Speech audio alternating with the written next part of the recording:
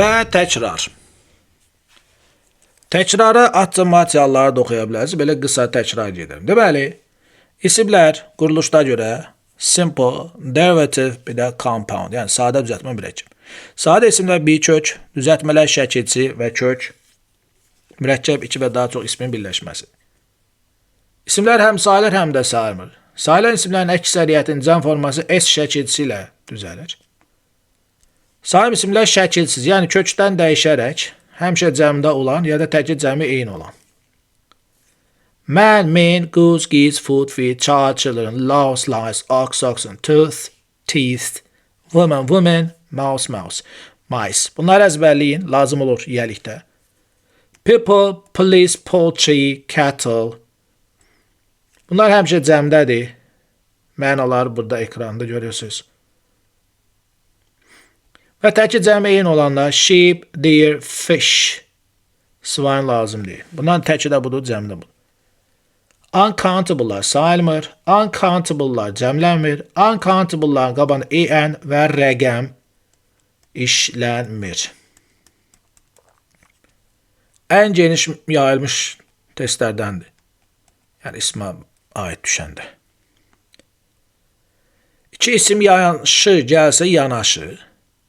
Fərq yoxdur. Əsas komponent budur. Yiyəlik görsə yiyəlikdə deyil. Bu şəkildə olsa. Burada gələn article əvəzi say rəqəm həmişə ikinci ismə aiddir. E-yə görə təkdir, amma to-ya görə cəmdir. Amma yiyəlikdə olanda buna baxmırıq. Burada gələn əvəzlik ya da article ya da say aiddir elə yiyəlikdəkinə. İkiyə görə təkdir, təkin yiyəli apostrofis. Sam deyir, sayılan isim verilsə cəmdir, cəmi yiyəli hesab asır. Zoza görə cəmdir, cəmi yiyəli hesab asır. Yəni, yiyəlikli olanda həmişə burada birinci gələn article əvəzi say aiddir yiyəliyə. Yiyəlikli olmayanda isə ikinci isim aid. Yox, isimlərin arasında söz önü varsa ki, mübtəda xəbər özlaşmasına çox lazım olacaq. Hara baxırsa söz önüdən əvvələ. Yəni bura. İnsandan sonra sayılan isim gəldiyinə görə bu cəmdir. Bura baxıram, bura baxıram. E-yə görə təkdir. To-ya görə cəmdir. Burada neçə dənə? 1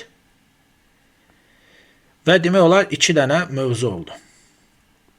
Quantifiers A and one every each, either, neither, another'dan sonra sayılan nədir? Tək isim gələr. Xəbərlə uzlaşsa, tək xəbərlə uzlaşar. A and və every mütləq isim istəyir, isimsiz işlənmir. Every of-la işlənmir. Many, few, this, those, both, several və bütün rəqəmlər birdən böyük. Cəm isim istəyir. Mübtada olsalar xəbər də cəmdə olur. Only və just təzə əlavə olunub. Mən bu material yazanı 2020 idi. Ona görə əlavə edin bura. Only və justdan sonra few yox, few olur. Mənası da elə az deməkdir. Few ümumiyyətlə negativ sözdür. Much little, a little saymayanlarla işlənir. Mənasını materialdan girib baxarsınız. Only və justdan sonra little yox, a little gələn mənası az deməkdir. Yaxşı, sizin xətrinizə deyirəm. Bir, hər bir, iki dənədən biri, iki dənədən heç biri başqa. Bu, o. Çox, az, bir neçə.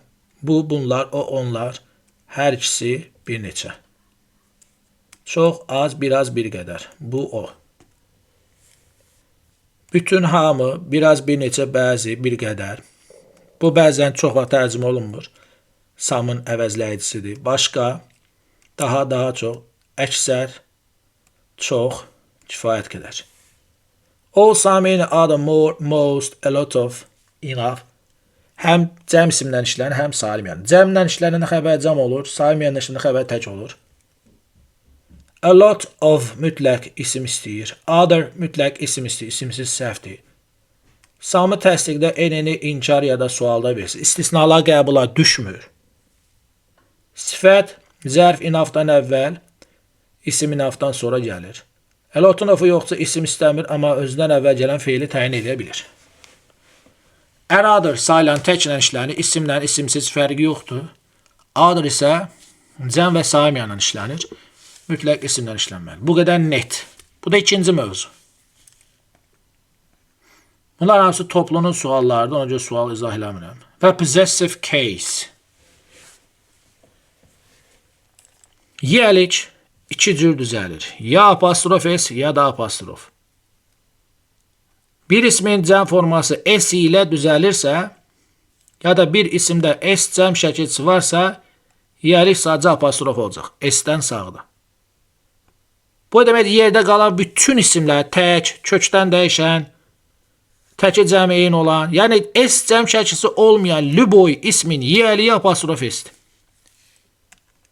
Əli apostrof S-dir.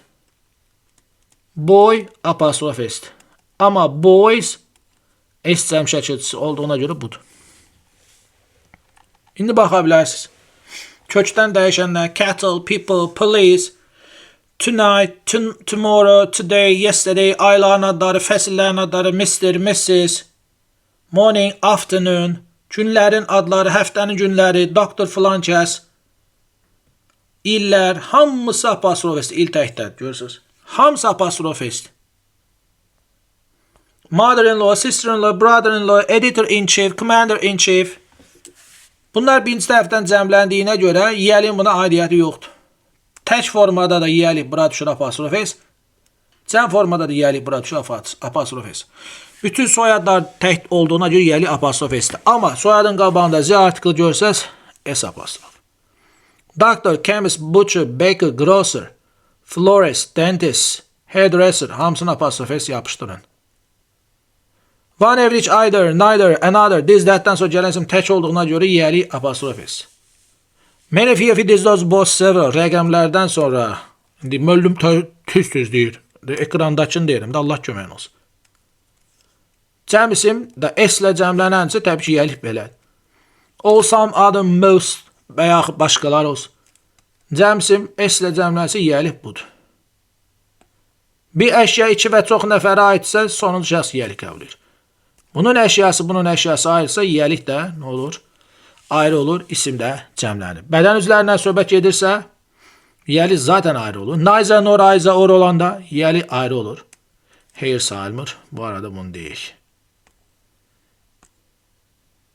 It, his, she's, whose, what's, that's, let's, that's, when's, where's.